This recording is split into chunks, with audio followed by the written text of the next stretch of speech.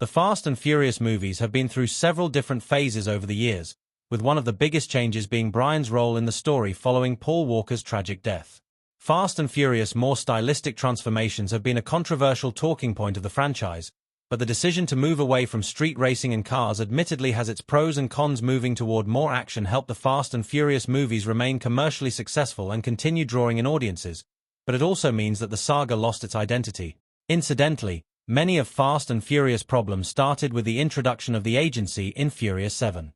This forced the series away from its grounded roots into a more sprawling story of espionage and terrorism, which gave Dom and his friends much more power than they'd ever had before.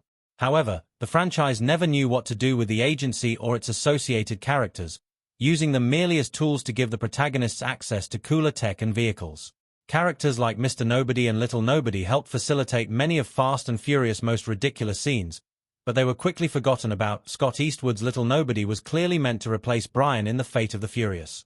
The character served to offset Brian's absence.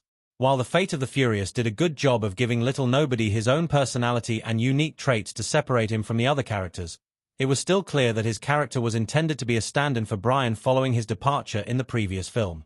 Paul Walker's character left a notable absence in the group, and somebody needed to fill that hole. Little Nobody's taste in cars was similar. His banter with Roman mirrored Brian's own personality, and his strong moral compass served as a familiar contrast to Dom's recklessness. However, the character was ultimately forced into a role where he didn't necessarily belong. The Fate of the Furious was making audiences question who this character was and why they should care about him. Though Scott Eastwood's performance was charming enough, and his chemistry with the rest of the cast allowed for a handful of well-deserved laughs, the character just wasn't developed enough to truly fit in. And with Brie Larson's character serving as the connection to Mr. Nobody, it's unclear what Little Nobody's purpose was anymore. Little Nobody's character continued Fast and Furious' tiresome special agents trend. The agency is just a plot device. Fast Furious 9's Kurt Russell as Mr. Nobody.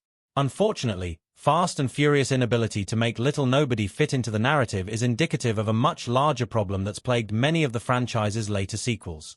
Ever since the introduction of Mr. Nobody and the agency in Furious 7, the series has been unusually focused on special agents despite never making characters like Little Nobody actually interesting. Kurt Russell's character was originally little more than a plot device, as the story needed a reason to give Dom and his friends unlimited security clearance. When he wasn't needed anymore, Mr. Nobody was simply forgotten about.